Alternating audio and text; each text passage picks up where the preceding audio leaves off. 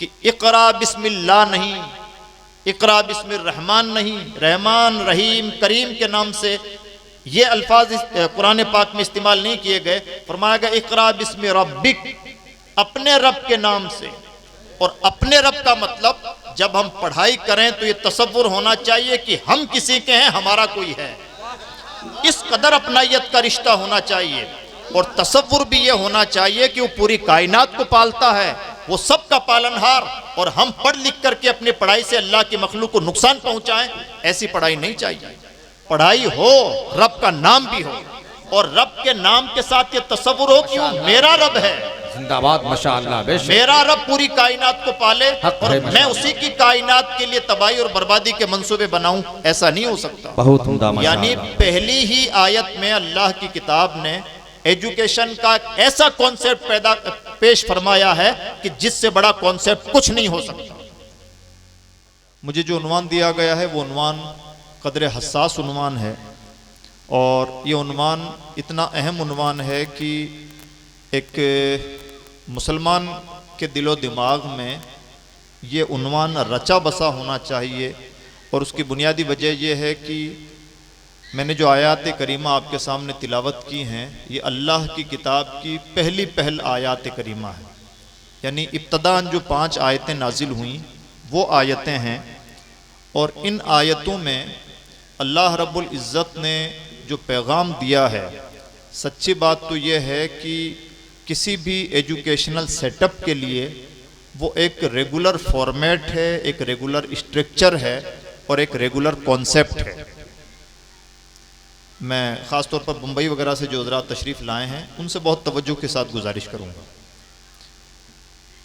इस तौर पर कि अक्ल ये कहती है कि सैयदुल अंबिया ख़ातमुन नबिय्यीन पर जो किताब नाजिल हुई, यानी आखिरी नबी पर जो आखिरी आसमानी किताब नाजिल हो रही है, उस आखिरी किताब की पहली वही है, और उस पहली वही का पहला लफ्ज़ है, तो होना तो चाहिए था ला इलाहा इल्लल्लाह। अब कोई नबी नहीं आएगा, इसके बाद कोई किताब नहीं आएगी, और आज इस किताब की इब्तदा हो रही है, तो अक्ल का तकाजा यह है कि इस्लाम का जो बेसिक थॉट है, जो बेसिक कॉन्सेप्ट है इस्लाम का कि अल्लाह एक है, पैगाम तो वो दिया जाना चाहिए और कहा जाना चाहिए था ला इलाहा इल्लल्लाह, अल्लाह के अलावा कोई काबिल इबादत नहीं। या होना चाहिए था अल्लाहु अकबर, सुबहान अल्लाह, अल्हम्दुलिल्लाह। यानी अक्ल का तकाजा यह है कि अल्लाह की हम्द व सना, तौहीद, रिसालत की बात होनी चाहिए। लेकिन अल्लाह रब्बुल इज़्ज़त ने वो बातें न कहीं पहली वही में, बल्कि पहली वही में बगैर किसी तमहीद के, यानी कोई भूमिका भी नहीं बनाई गई, बगैर किसी तमहीद के पहला लफ्ज़ जो इरशाद फरमाया गया, और वो लफ्ज़ भी ऑर्डर के साथ, वो है इक़रा, पढ़ें। ऐसा भी नहीं कि पढ़ने के लिए कोई भूमिका बनाई गई है कि पढ़ाई बड़ी अजमत वाली चीज़ है, कोई बहुत अहमियत वाली है। बगैर किसी तमहीद के पहला लफ्ज़ है अल्लाह की किताब का इक़रा, पढ़ें। तो ये पहला लफ्ज़ है, और इस पहले ही लफ्ज़ के साथ जो कॉन्सेप्ट है वो क्या है? बिस्मि रब्बिक, अपने रब के नाम से पढ़ें। सुभान अल्लाह, सुभान अल्लाह। क्या मतलब होता है रब के नाम के साथ पढ़ने का? रब का मतलब होता है पालनहार, पालने वाला। रब के नाम के साथ पढ़ें, यानी पढ़ाई भी होनी चाहिए और रब का नाम भी बीच में होना चाहिए। उसकी वजह क्या है? वजह यह है कि अगर सिर्फ पढ़ाई हो, रब का नाम बीच में ना हो, रब की रुबूबियत का वास्ता ना हो, तो ऐसी पढ़ाई दुनिया के लिए तबाही और बर्बादी के मंसूबे भी बना सकती है। आज दुनिया में जितनी भी तबाहियां हैं, जितना भी करप्शन है, जंगें हैं, जो भी बदउनवानियां हैं, ये सब जाहिल लोगों का काम नहीं। जाहिल लोग तो चबूतरों पे बैठ के गपशप कर रहे होते हैं, या चाय पानी में मस्त होते हैं, या आगे बढ़े तो होटलबाजी कर ली। जाहिलों की जिहालत का एक दायरा होता है, जाहिलों के नुकसान पहुंचाने का भी एक दायरा होता है, महदूद दायरा। लेकिन अगर पढ़ा लिखा इंसान बिगड़ जाए तो वो कहाँ तक नुकसान पहुंचाएगा, उसके नुकसान का अंदाजा भी नहीं होता। तो दुनिया के लिए जितनी भी तबाही और बर्बादी के मंसूबे बना रहे हैं, ये सब हाईली क्वालिफाइड लोग हैं, बहुत पढ़े लिखे लोग हैं, इंटेलेक्चुअल लोग हैं, लेकिन वो ऐसे लोग हैं जिनके पास सिर्फ पढ़ाई है, रब का नाम नहीं। इसलिए पढ़ाई, इस्लाम सिर्फ पढ़ाई की बात नहीं कि पहली आयत में कॉन्सेप्ट भी क्लियर किया है, पढ़ाई भी होनी चाहिए, रब का नाम भी होना चाहिए। यानी रब के नाम के साथ पढ़ाई होती है, और रब का मतलब होता है पालनहार। तो हम नाम उसका ले रहे हैं जो पूरी कायनात को पालता है, और ये नाम लेकर के फिर दुनिया के लिए तबाही और बर्बादी के मंसूबे बनाएं, वो पाले और हम बर्बाद करें, ऐसा नहीं हो सकता। यानी ये भी एक खास बात है कि इकरा बिस्मिल्लाह नहीं, इकरा बिस्मिर रहमान नहीं, रहमान रहीम करीम के नाम से ये अल्फाज कुरान पाक में इस्तेमाल नहीं किए गए। फरमाया गया इकरा बिस्मि रब्बिक, अपने रब के नाम से। और अपने रब का मतलब जब हम पढ़ाई करें तो ये तसव्वुर होना चाहिए कि हम किसी के हैं, हमारा कोई है, इस कदर अपनायत का रिश्ता होना चाहिए। और तसव्वुर भी ये होना चाहिए कि वो पूरी कायनात को पालता है, वो सबका पालनहार, और हम पढ़ लिख करके अपनी पढ़ाई से अल्लाह की मखलूक को नुकसान पहुंचाएं, ऐसी पढ़ाई नहीं चाहिए।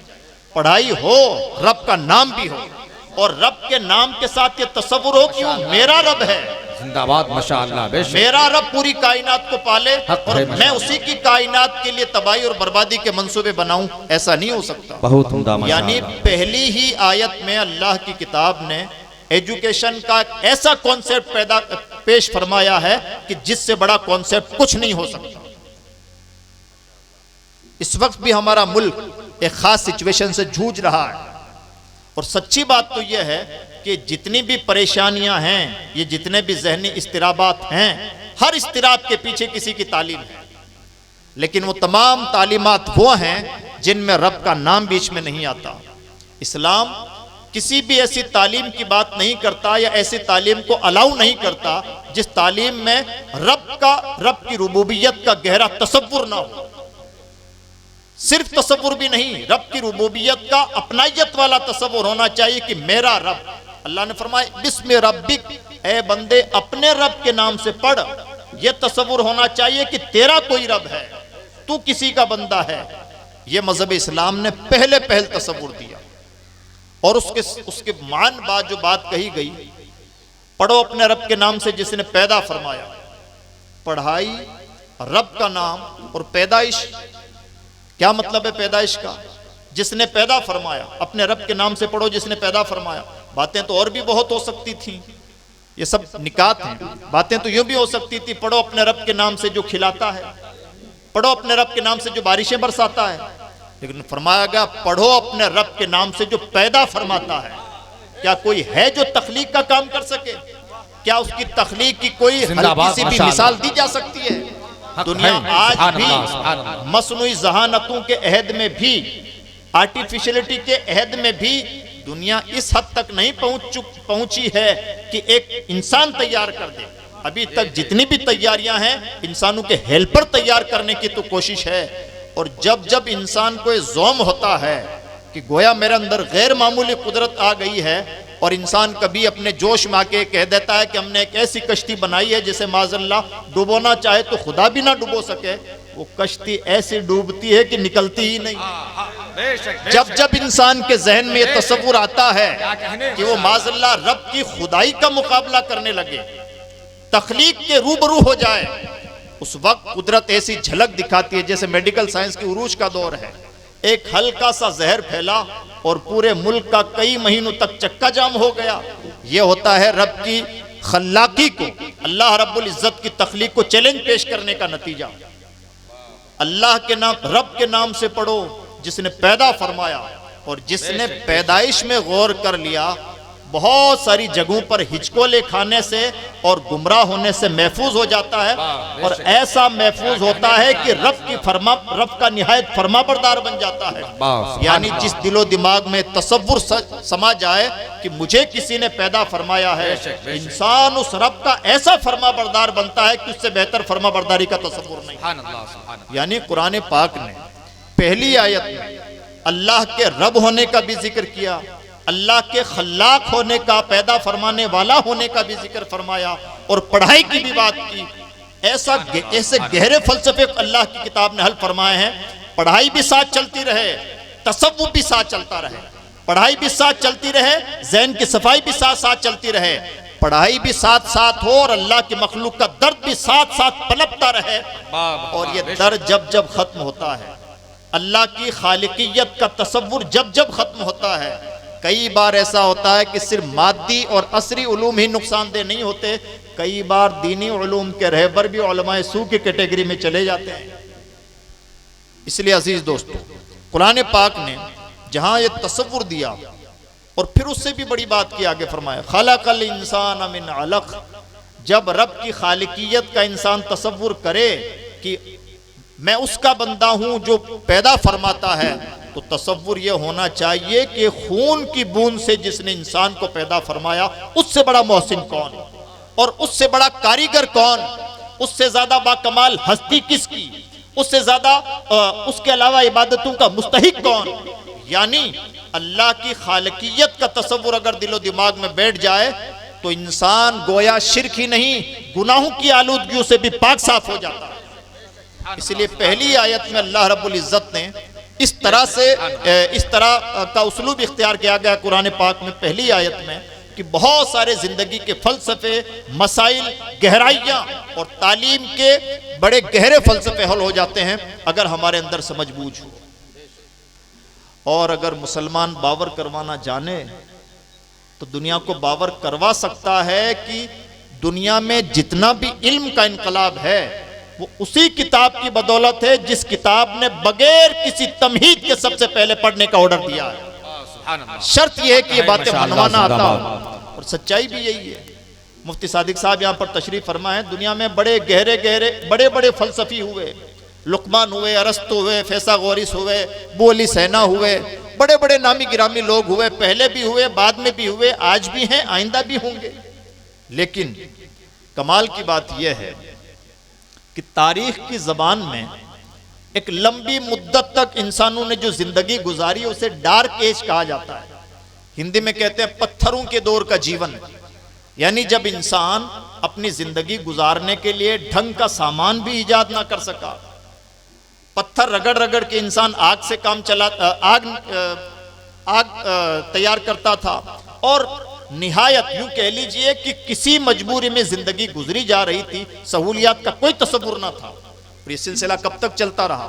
हजरत आदम अलैहिस्सलाम से लेके हुजूर नबी अकरम सल्लल्लाहु अलैहि वसल्लम तक कमोबेश थोड़े मोड़े इंसानी तजुर्बात आगे बढ़ते रहे और इंसान थोड़ा मोड़ा तो सीखता रहा, लेकिन इतने कमाल तक इंसान कभी ना पहुंचा था जितने कमाल को इंसान आज पहुंचा। सवाल ये पैदा होता है कि ऐसा क्यों? 1 लाख से ज्यादा अंबिया किराम तशरीफ लाए, तशरीफ ले गए, जो भी अल्लाह को उनकी तादाद मंजूर है। इतनी बड़ी तादाद में अंबिया किराम आए, उनकी उम्मतें आईं, एक से एक दिमाग आए होंगे, और इंसान को आज जो जरूरत है वो जरूरत उस वक्त के इंसानों को भी रहती होगी। इंसान तो वही था जो आज है, लेकिन इतनी लंबी मुद्दत में तारीख की जबान में कहें तो डार्क एज, अंधेरों का जमाना, और इंसान की जिंदगी यूं कह लीजिए कि सांसें गिनने का नाम जिंदगी। और इधर हुजूर नबी अकरम सल्लल्लाहु अलैहि वसल्लम को दुनिया में तशरीफ लाए हुए 1500 साल पूरे होने जा रहे हैं, और आलम यह है कि इंसान चांद पर कमंदें डालने की तैयारी कर रहा है।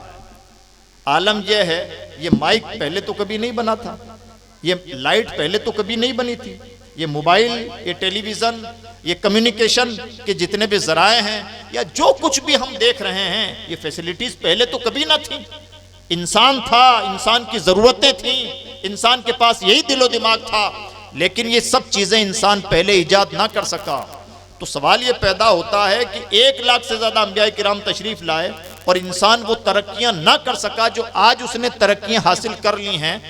बीच में ऐसा क्या हो गया कि इंसान की तरक्की ने इतनी रफ्तार हासिल कर ली? तो अजीज दोस्तों, सच्चाई यही है। इकबाल की ज़बान में कहें तो सबक ये मिला है मेराज मुस्तफ़ा से हमें, आलम बशरियत की ज़द में है गर्दूं। अल्लाह को मंजूर था कि इंसानियत इस दर्जा तरक्की कर ले कि सैयारों में जगह तलाश करने की कोशिश करे। अल्लाह को ये मंजूर था कि इंसानियत की वो तरक्कियां हों जो आज हैं, लेकिन शायद उससे भी पहले अल्लाह को ये मंजूर था कि जो भी इंसानी तरक्कियां हों वो मोहम्मद अरबी की उम्मत में हो, ताकि इंसान जहां कहीं भी पहुंचे नबी के कदमों से आगे ना जा सके। मेराज में भी, मेराज मुस्तफ़ा भी हमें ये सबक दे रही है कि ए इंसानों, तुम्हारा काम सिर्फ जमीन पर रेंगना नहीं, अगर तुम चाहो तो इस कायनात को मुसख्खर कर सकते हो। लेकिन जितनी भी इंसानी तरक्कियां हैं ये उस नबी के कदमों की बरकत हैं जिसे सैयदुल मुरसलीन कहा जाता है। यानी हमारे नबी पैगंबर इनकलाब हैं, पैगंबर इल्म हैं। और यही वजह है कि आपने अपना इंट्रोडक्शन पेश फरमाते हुए इरशाद फरमाया, मैं मुअल्लिम बना के भेजा गया हूं। और अल्लाह रब्बुल इज्जत ने भी इरशाद फरमाया, युअल्लिमुहुमुल किताब वल हिक्मा, मेरा नबी वो है जो किताब भी सिखाता है और हिकमत भी सिखाता है। सुभान अल्लाह। यानी अल्लाह रब्बुल इज्जत ने कुरान पाक में अपने लिए इरशाद फरमाया, अर्रहमान अल्लमल कुरान, रहमान ने अपने हबीब को कुरान सिखाया है। अल्लाह मुअल्लिम है और हुजूर नबी अकरम सल्लल्लाहु अलैहि वसल्लम भी अल्लाह की अता से मुअल्लिम है। अल्लाह रब्बुल इज्जत ने अपने नबी को, हम सब के आका व मौला को मुअल्लिम बना के भेजा। और दरअसल यही हुजूर का इनकलाब है जिसकी बदौलत आज दुनिया में इल्म की खैरात बट रही है। सुभान अल्लाह, सुभान अल्लाह, जिंदाबाद। कहने को दुनिया कभी भी एक क्रेडिट देने के लिए तैयार नहीं होगी, लेकिन सवाल यह बनता है, दुनिया के पास दो ऑप्शन है, या तो ये साबित किया जाए कि हमारे नबी से पहले भी वो इल्मी चहल पहल थी जो आज है, और या फिर माना जाए कि ये जितनी भी चहल पहल है कि किसी के कदमों की खैरात है। सच्चाई यही है। काश हम ये बावर करवाने में कामयाब हो जाएं कि जितनी भी तरक्कियां हैं इल्म की बदौलत हैं, और इल्म की तरक्की पैगंबर इस्लाम के कदमों की बरकत से, और इसको प्रैक्टिकल तौर पर पैगंबर इस्लाम ने बरता है। सहाबा के दो गिरोह, कुछ लोग इल्मी तकरार कर रहे हैं, हुजूर की हदीसें सुना रहे हैं, और कुछ लोग मसरूफ इबादत हैं। हुजूर इन लोगों की भी तहसीन फरमाते हैं, इनकी हौसला अफजाई फरमाते हैं जो इबादत में मसरूफ हैं। और लेकिन मान बाद आपका एक्शन ये होता है कि आप उन लोगों की जमात में जाके तशरीफ फरमा हो जाते हैं जो इल्मी तकरार कर रहे थे। यानी पैगंबर ने साबित फरमाया है कि इबादत बहुत अच्छी चीज है, लेकिन इल्म बहुत ज्यादा अच्छी चीज है, और इल्म वालों के साथ पैगंबर इस्लाम की शफकत है, इल्म वालों को पैगंबर इस्लाम की मायत हासिल है। आज जितनी भी इल्मी खैरात है, जैसे भारत के सरजमीन पर तकरीबन 1200 के आसपास यूनिवर्सिटीज हैं, और इसके अलावा स्कूलों के और कॉलेजेस की तादाद नापी जाए या मदरसों की तादाद का अंदाजा लगाया जाए तो लाखों में पहुंचेंगे। एक मुल्क का ये आलम है। इसी तरह से पूरी दुनिया में एक इल्मी वलवला है, इल्मी माहौल है।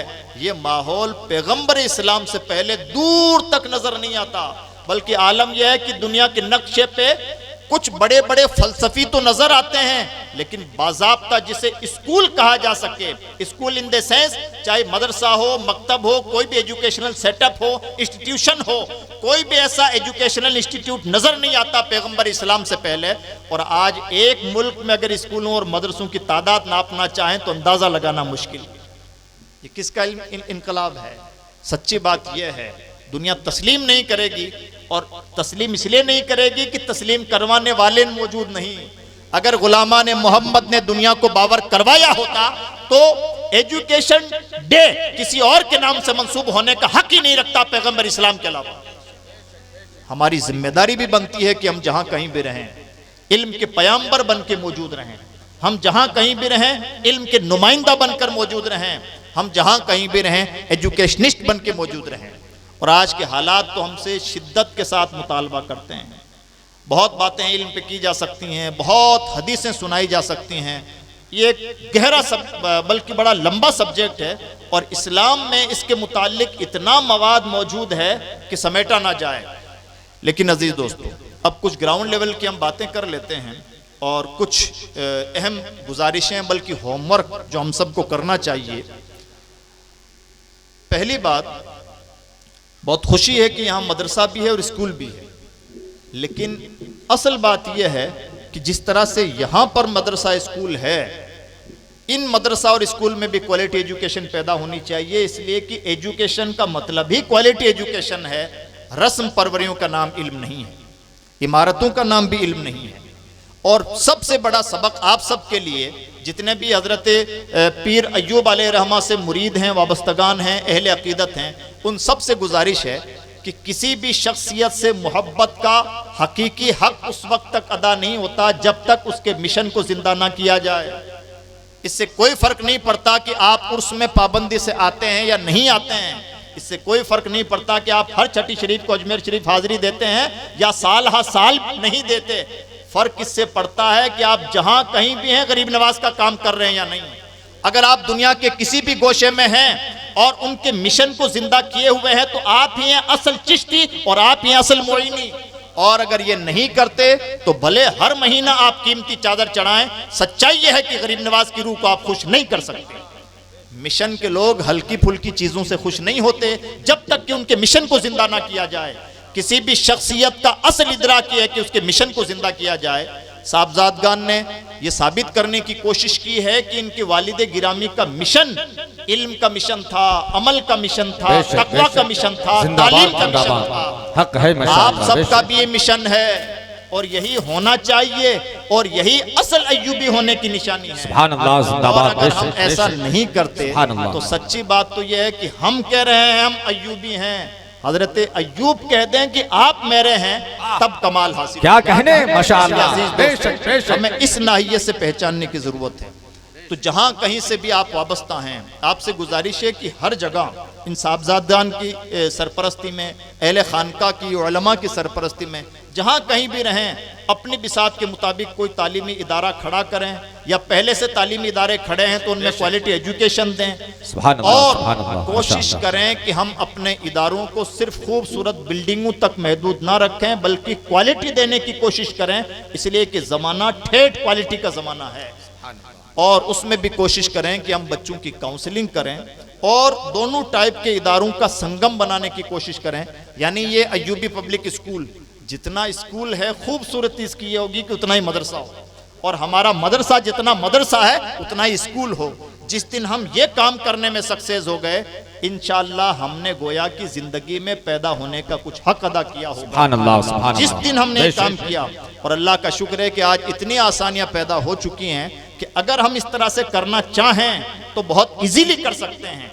किस तरह से कर सकते हैं, इसके लिए जिम्मेदार उलमा यहाँ पर तशरीफ फरमाएं, उनसे भी राब्ता रखें और मुल्क में भी जो इस तरह के लोग एक्टिव हैं उनसे कांटेक्ट किया जा सकता है, राब्ता किया जा सकता है, लेकिन ये करने के काम हैं। मैं उम्मीद करता हूँ कि हम जहाँ कहीं से भी वाबस्ता हैं, हमारे बगल में अगर मकतब की ज़रूरत है तो मकतब कायम करें, दारुल उलूम की ज़रूरत हो तभी दारुल उलूम कायम करें, गैर ज़रूरी तौर पर नहीं। और जहाँ पहले से कायम है वहाँ क्वालिटी देने की कोशिश करें, ये जिम्मेदारी है। स्कूल अगर हमारे अगल बगल में है तो ठीक है, उसमें क्वालिटी देने की कोशिश करें, अच्छे मशवरे दें या जिस तरह से भी अपना उसमें शेयर डाल सकते हैं डालें, और अगर नहीं है तो कायम करें। जहाँ कोचिंग की ज़रूरत है वहाँ कोचिंग कायम करें, यानी जहाँ जिस चीज़ की ज़रूरत है वहाँ वैसा ही काम करें। और ये मैं अपनी तरफ से नहीं कह रहा हूँ बल्कि हुजूर नबी अकरम सल्लल्लाहु अलैहि वसल्लम ने अपने सहाबा की जिस नहज पर तरबियत की, उस तरबियत का निचोड़ यही है। मदीना में जब मीठे पानी की ज़रूरत थी, हज़रत उस्मान गनी को तरगीब दिलाई गई, बीर रोमा खरीद कर उन्होंने वक्फ किया। जब ज़रूरत पेश आई मस्जिद नबवी को कुशादा करने की तो हज़रत उस्मान गनी ने वो काम किया। जब ज़रूरत पेश आई मदीना में कब्रिस्तान की तो जन्नतुल बकी की ज़मीन खरीद के वक्फ की गई।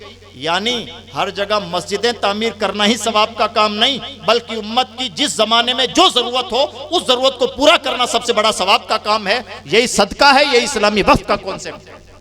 आज के दौर में उम्मत की बहुत बड़ी ज़रूरत है तालीम, इसलिए कि उम्मत मारी जा रही है जिहालत की वजह से, उम्मत जवाल का शिकार है अनपढ़ होने की वजह से। इसलिए अगर हम उम्मती होने का कुछ हक अदा करना चाहते हैं, और करना ही चाहिए, वरना उस शख्सियत के सामने जवाबदेही मुश्किल होगी।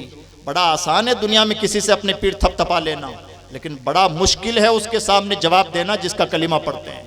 उनकी एक हदीस पाक सुने, इरशाद फरमाते हैं, मैं बार बार यह हदीस स्पेशली कोट करता हूँ, इमाम तबरानी ने इसे मौजम में कोट किया है।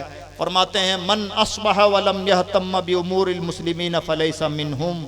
लफ्ज़ तर्जमा होता है कि जिस शख्स ने एक सुबह इस हाल में की कि उसे मुसलमानों के इश्यूज में दिलचस्पी नहीं, वो मुसलमानों में से है ही नहीं। ये उसका फतवा है जिसका हम कलिमा पढ़ते हैं। इसलिए अजीज़ दोस्तों, हम सब की इज्तिमाई जिम्मेदारी बनती है कि हम जहाँ कहीं भी रहें उम्मत मुस्लिमा की फ़िक्र करें, उम्मत मुस्लिमा की बेहतरी और भलाई के लिए हमारी अपनी बिसात के मुताबिक जो हो सकता है वो करें। हम सब कुछ नहीं कर सकते, लेकिन ऐसा भी नहीं कि कुछ भी नहीं कर सकते। अल्लाह ने हर एक को कुछ ना कुछ सलाहियतों से नवाजा है, हर इंसान अपनी सलाहियत के मुताबिक काम करे। यही समाज की खूबसूरती भी है और यही हम सब की इज्तिमाई जिम्मेदारी भी है। मैं उम्मीद करता हूँ कि जो बातें मैंने आपके सामने रखी हैं ये तकरीर नहीं, ये दर्द की बातें हैं और ये हमारी जिम्मेदारियों की याद दहानी है। इसे इसी तौर पर महफूज रखेंगे। अल्लाह हमें शऊर भी अता फरमाए और तौफीक भी अता फरमाए। इजलास इंशाल्लाह आगे चलता रहेगा, कुछ ज़रूरी काम हैं वो इंशाल्लाह होंगे। ये बच्चों को शील्ड और अवार्ड्स वगैरह भी दिए जाएंगे। ज़िम्मेदार उलमा तशरीफ़ फरमा है, मेरी कुछ मजबूरी है इसलिए आप यहाँ पर एहतराम के साथ तशरीफ़ रखें और अखीर तक समाप्त